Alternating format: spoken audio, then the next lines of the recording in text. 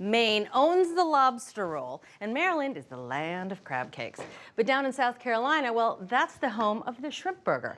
Now, we went down there and tasted burgers up and down the coast, and they were all pretty good. But we fell in love with the one from the Shrimp Shack out in Beaufort.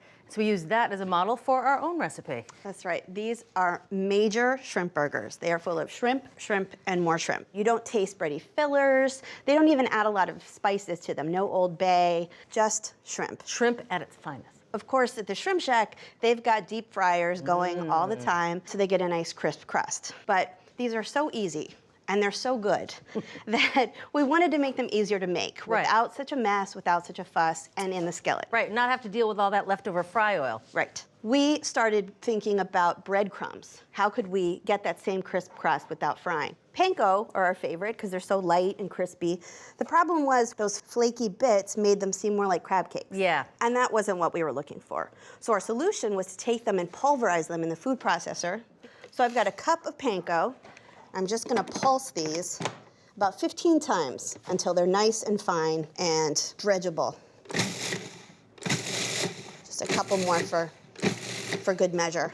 Well, let's check these. So you can see it's a much finer grain now, not so shardy. Yeah, because panko has a pretty iconic texture with those nice flakes. So I'm just gonna transfer these to a shallow dish so I'll have a good space to do my dredging. And I'm gonna use this again. So we needed to get these burgers to stick together, but we already knew that bready fillers were out. Right. So we found that the more we processed the shrimp, the stickier it got. And so ultimately, we really didn't need to add much more than a little bit of mayo to help them stick together. Nice. So I'm gonna take about a cup of my shrimp. I have 1 1/4 pounds altogether. These are 2630 shrimp, so they're large. They're peeled and deveined, and we took the tails off. And my mayonnaise. That's not a lot of mayonnaise. It's only 2 tablespoons. Wow. This little bit of mayonnaise adds some extra flavor. It adds a little richness because these are pretty lean. I also have 1/4 teaspoon of pepper, 1/8 of a teaspoon of salt, and 1/8 of a teaspoon of cayenne. Oh. Now that's just gonna give it a little boost, a little something, something, but it's not gonna make them spicy. Now I'm going to pulse these about 8 times. I wanna get it pretty finely ground so that we'll get that sticking power. So you can see it's pretty finely ground. Yeah. Just gonna take my spatula and good. wipe down the bowl a little bit. It's pretty pasty. But we don't want the shrimp burgers to be shrimp paste burgers. We liked a combination of bigger chunks and the finer ground bits. And we'll pulse this, but not quite as many times. So some smaller pieces and some bigger pieces gives you the sticking power and some good texture. Just about 4 times. I just want to make sure that any big pieces are broken up. But you still want to be able to get a nice clean bite. You want to know what you're eating in a shrimp burger. You want to see the shrimp. Well, that looks perfect. Yep. No big pieces of shrimp that'll stick out, but they're still recognizable. I'm going to transfer this to a bowl for the last step. Got to get any little bits of salt or cayenne or anything, all the nooks and crannies. That's great. So the last ingredient that we're adding is a little bit of scallion. Oh, okay. So I have 3 scallions. I've chopped these fine. Now, the reason that we don't add it in the food processor is it just really pulverizes the scallions. And we wanted to have a little texture.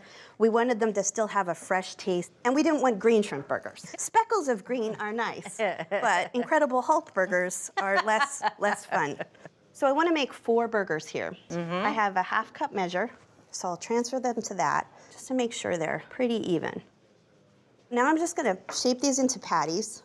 So they should each be about 3.5 inches in diameter, but the really important thing is the thickness because we wanna make sure that the shrimp's cooked all the way through. We're looking for 3/4 of an inch. The really nice thing about these is that you don't have to refrigerate them. Wow. You don't have to chill them. They're so sticky that they're really ready to go as soon as you have them shaped and dredged. That's pretty unusual for a patty or a burger like this. It also makes them really easy for a Tuesday night. You can make them ahead, but you don't have to. How far ahead can you make them? I've made them about a day ahead. Oh. But it is time to dredge. So I have my panko all ready to go. We ground the panko so fine that we're really able to get a nice, even distribution. So we have a real thin layer. Again, we don't want bready, we want crispy. So I'm just gonna keep dredging my shrimp burgers, wash my hands, and then we'll come back and make some tartar sauce. Sounds good. So the burgers are all ready to go. Just want to heat up my oil. Now that's not a lot of oil considering that at the Shrimp Shack, they deep fry them. That's right, it's only 3 tablespoons of oil. Ooh, I like that. But we're using a nonstick pan, and that's why we were able to use so little oil. We want it nice and crisp, but not greasy. I have it over medium heat. We want to let the oil come to a shimmer. Let's work on the tartar sauce. I love a good tartar sauce. Well, we needed something to dress up the bun. So I have 3/4 cup of mayonnaise. I'm also going to add 3 tablespoons of dill pickle that I've chopped fine, plus a teaspoon of the brine. A small shallot that I've minced. Give us a little bit of Wiggle.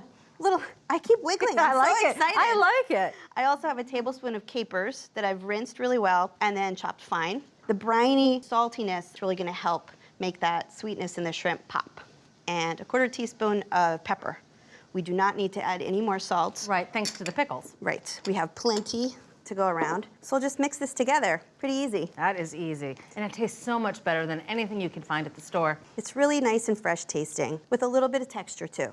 We'll just let this hang out a little bit while we cook the burgers. Okay.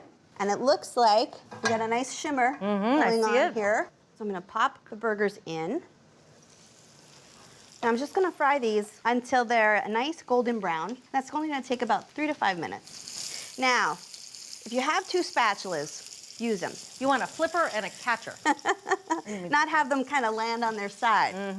That's what we're looking for. Nice golden brown color. So we'll let these cook for another 3 to 5 minutes, and then we'll temp them to make sure they're done. It's been about 4 minutes. So I'm gonna temp these, but I wanna go in through the side to get a really accurate measurement. So I'm just gonna lift it up a little bit. And I'm looking for a temperature between 140 and 145. Just keep in mind, because we do have some big chunks of shrimp and smaller bits of shrimp, it's not a bad idea to check it in more than one place. So they're all done. Last thing to do is to just let them sit on some paper towels, just for a couple seconds.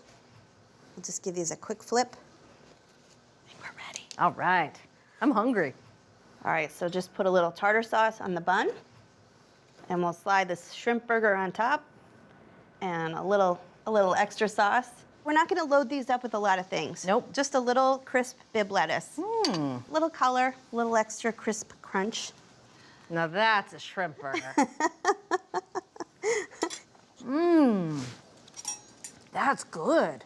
They stay really juicy. Yeah, they're really juicy. And they taste like shrimp with just a few other flavors around the fringes, but it's really all about the shrimp. And the texture, I like getting some of those bigger pieces of shrimp. And a little bit of the scallion.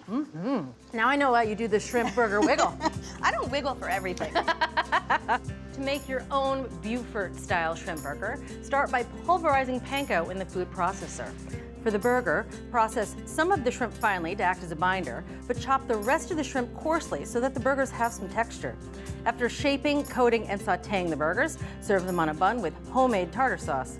So, from Cook's Country, South Carolina shrimp burgers.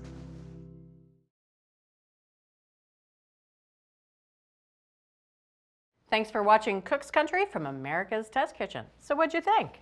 Leave a comment and let us know which recipes you're excited to make, or just say hi. Now you can find links to today's recipes and reviews in the video description. And don't forget to subscribe to our channel. See you later. Alligator.